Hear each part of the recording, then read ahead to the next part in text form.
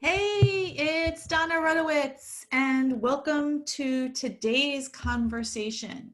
What we're going to be talking about today is what runs our brain and how we can stop when our brain goes off track and reroute it back on track to achieve our goals.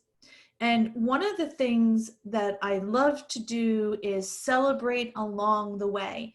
You see, it's not that we don't set enough goals, because I think sometimes people may set more goals than they could complete. The issue is that we don't celebrate the losses and the falls along the way. And we also don't celebrate the accomplishments and the gains along the way.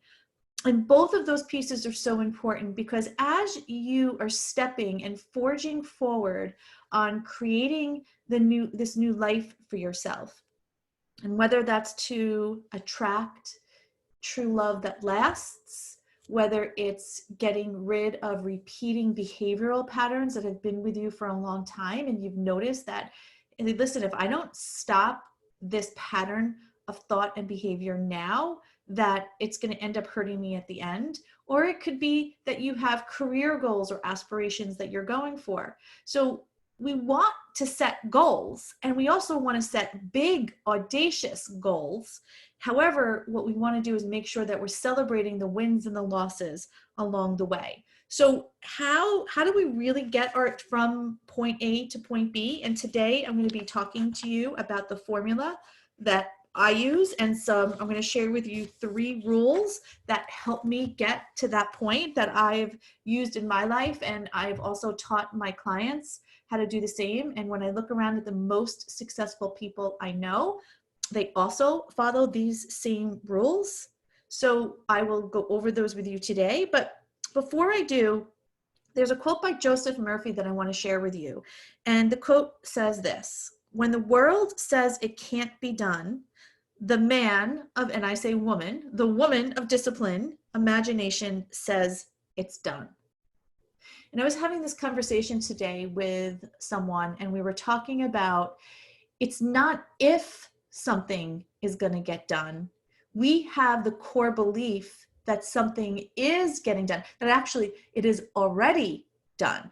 We're not in the field of saying, is this possible? We're saying this is totally possible. And we're standing on that. This is what we want. This is the possibility. And this is absolutely where we're going. There's no room for anything less, that we're not tolerating anything less. And that's what I would invite you to do as you set your goals, because we're coming into the final 4. We're coming into actually the final 3, which are the final 3 months of the year, where this is really the time to get down into that seat of your soul and begin to have conversations of yourself of what it is you want, because we're coming to that point of the year where we have 3 months to achieve, and to be able to look back at 2020 to say, here's what I achieved.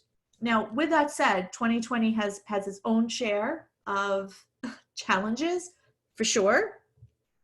But what I want you to do when you think about your goals is I want you to think about setting reasonable goals, but then taking it to the next level just a notch. And remember how I said a little earlier, I'm going to share with you my formula to achieving success in any area of your life. And again, let's go back to, this could be attracting your ideal soulmate. This could be to increasing your income. This could be to career levels. This could be to having better relationships in life. This could be towards maybe setting more loving boundaries with yourself and extending grace upon yourself and allowing yourself to learn the behaviors and the emotions and the patterns that no longer serve you, and be up and ready to get rid of those and replace those with thoughts, behaviors, emotions, and patterns that do serve you.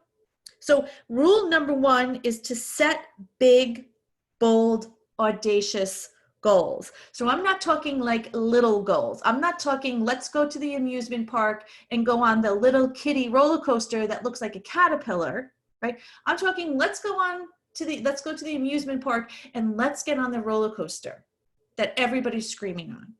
Because when the world says it can't be done, remember what Joseph Murphy said: when the world says it can't be done, the woman of disciplined imagination says it's done. So you want to be able to say to yourself, based upon what your heart is desiring, because this is a part that no one else could hear but you, and that is where your heart is leading you. And it could be across the country, it could be next door, it could be connected to people. We don't know. Only you could hear your heart. So if you share your goal with someone who may not be in the same mind frame and the same, vibrational frequency as we operate in, they may look at you and say, "What are you, crazy? You can't do that." So when you set your big, bad, audacious goals, just be sure to share them with people who share in the opportunity or the manifestation or the ability to create. Because when you don't, and you hang out with people who sort of tear down your goals, they could bring you down. So we don't want to do that. We want to be with people who will lift us up, who will lift our goals up, and we want to set big, bold, audacious goals. We were taught in society to minimize and to think small. If you think about it, even in school, if you raised your hand and you had the answers all the time, the teacher would likely say, give someone else a chance. Don't always have the answer. And I can understand the reasoning behind it, right? Because you want to make sure that everybody has a chance, and it's kind of annoying for the one person who's always raising their hand and always has the answer. But let's think about the conditioning. If we sort of go on the other side and look at the psychological effect of that, we're conditioned not to be so big, and we're conditioned to be not so bold, and we're conditioned to be a little more meek. We're conditioned to be, let's not hurt anybody else's feelings. Let's not show other people what we have because it may make them feel small. And let's think about that, because that's totally opposite. We don't need to minimize or make ourselves small to make someone else feel better. That's their job. Everybody has the same 24 hours in a day, 7 days in a week. Everybody has the same opportunity to create a masterful and brilliant and vibrant life for themselves. Everybody has the opportunity to have what they want, but it's certain people won't do things and certain people will. So why do you need to suffer, or why do you need to play small? Because someone is not stepping up into their life and doing what needs to get done in order to be successful. Like the richest and most successful people in the world aren't just sitting on a ship and eating bonbons. They are up at 4 o'clock in the morning. They've gotten more done between 4 a.m. and 8 a.m. than most people will get done all day long. They've probably begun their stock trades. They've probably already had morning meetings. They've probably went to the gym. They've probably read a book. They've probably done their meditations. They work their ass off.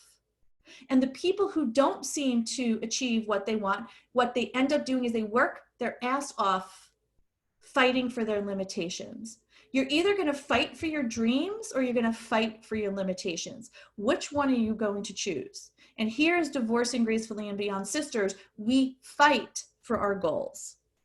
We do not fight for our limitations. So your job is to set those big, bold, audacious goals, and don't worry about if anybody else feels small, because that's not your responsibility. That's their responsibility.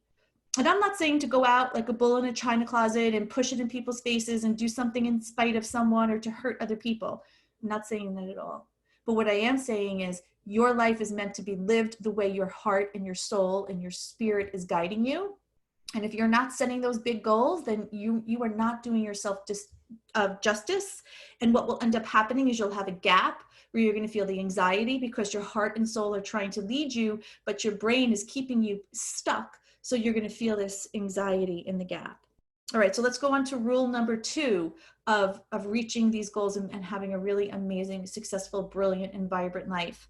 Rule number 2 is you've got to change your emotional home. This is your time to take an inventory of where you spend most of your time. Do you spend most of your time in joy and confidence and gratitude and it's already done? Or do you spend most of your time in worry, in doubt, in fear, and anxiety? Do you spend most of your time living in courage, in faith, in empowerment, in joy? Or do you spend most of your time living in the world is against me, that there's no possibility, I've lost hope, I feel disempowered, and I feel sad? Right? When you operate and spend your time on the left side of the page, which is the joy and the gratitude, this is where life is good. And I've learned that life could be good in spite of the circumstances. You could have an amazing, brilliant, fulfilled, and just oozing with goodness, even though you're surrounded by the suck, right? Even though the coronavirus is here, even though maybe a family member is ill, or even though you lost your job, or even though your relationship went to shit, right? It doesn't really matter. You could still, life is good, because life is good not because it's based on your emotional home. Life is good because it's based on your decision of what you're deciding and where you're spending most of your time, which is in the gratitude, the confidence, the joy. It's already done.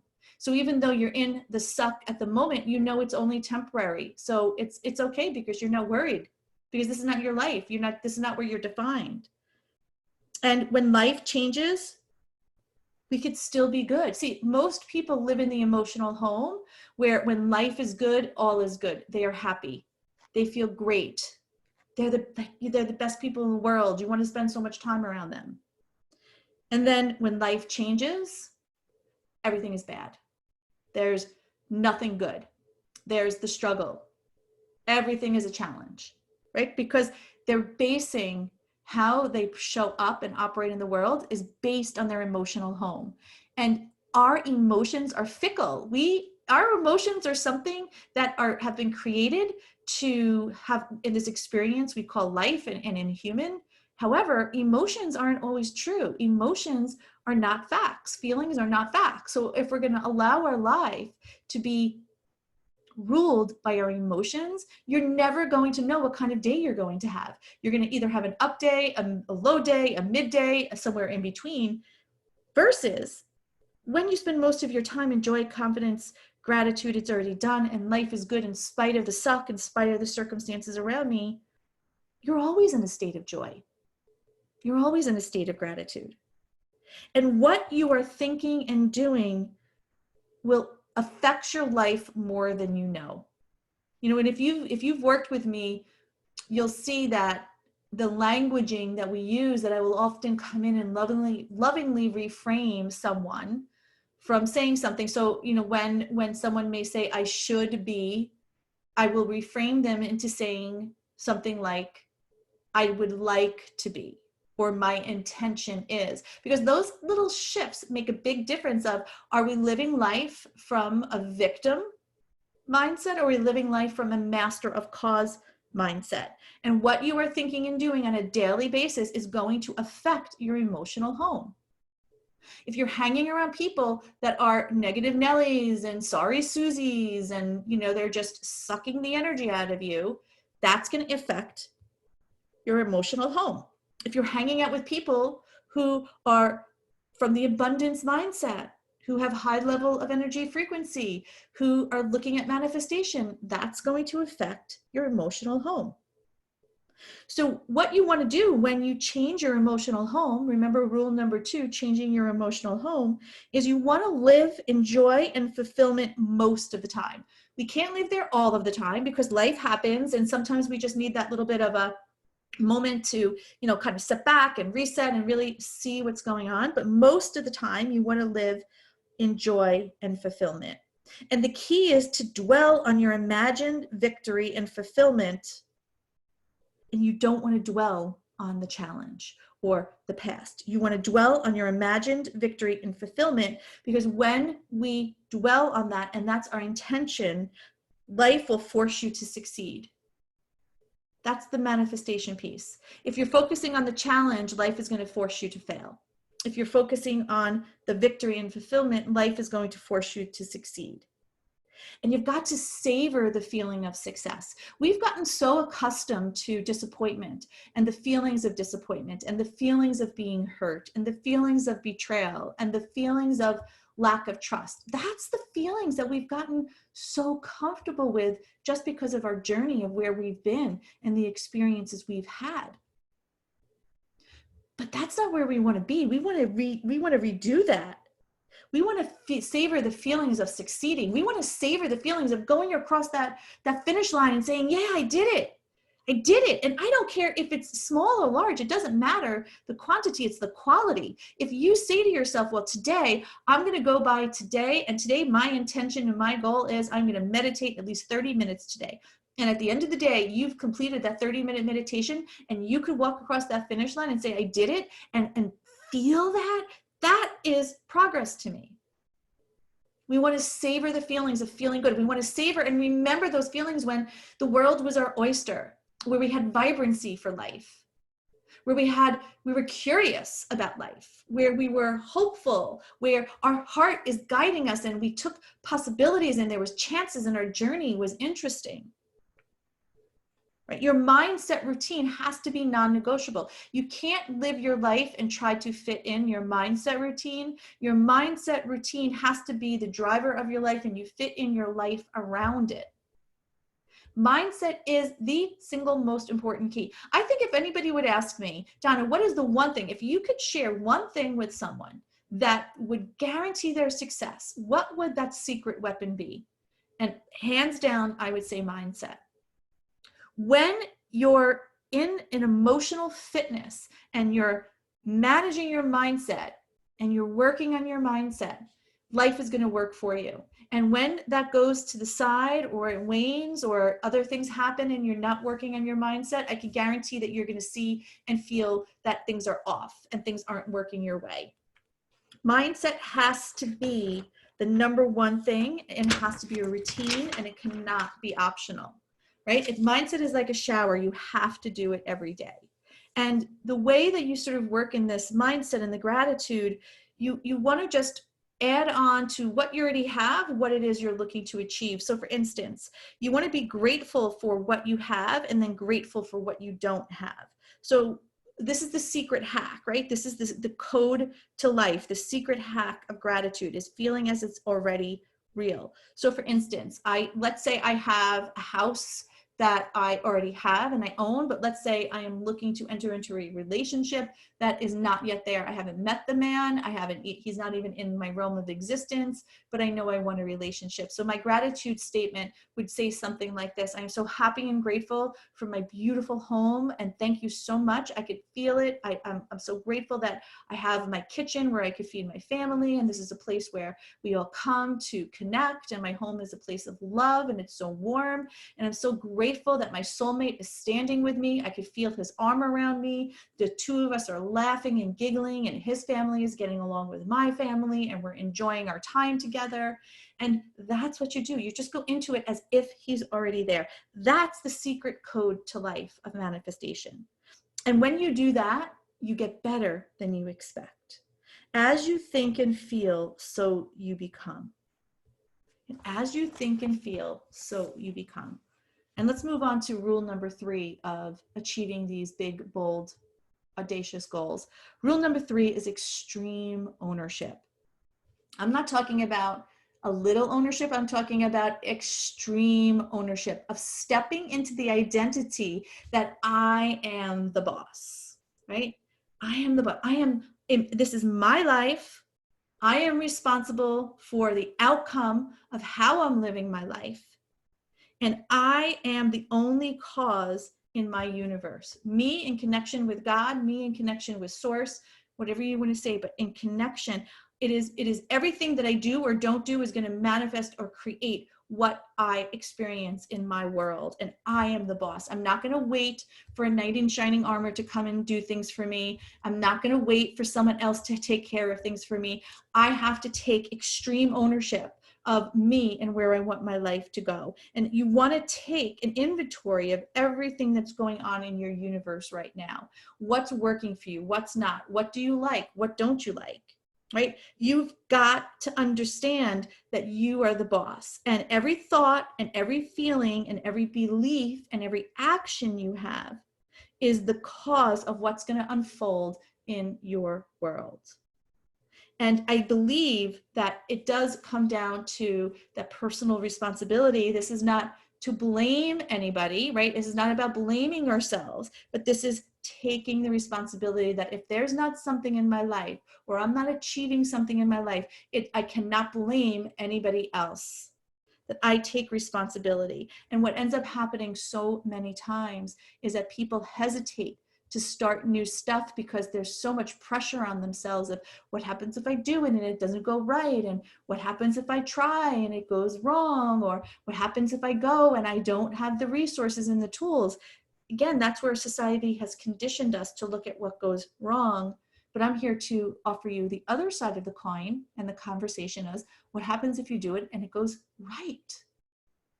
What happens if you do it and it unfolds to be a better mosaic of anything you could have ever imagined? You've got to shed yourself from all excuses.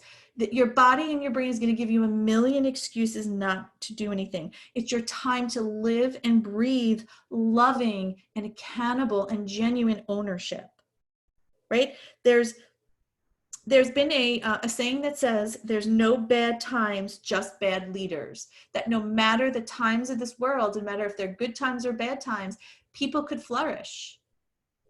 And if you're not flourishing, this is the time to look at how you're leading your life.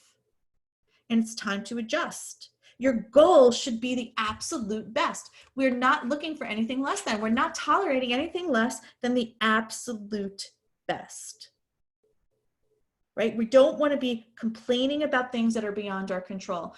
You know, we could spend time complaining about things that we can't control, complaining about things that we don't like, or complaining about how this person is doing that, but that's taking time. You can have success or excuse.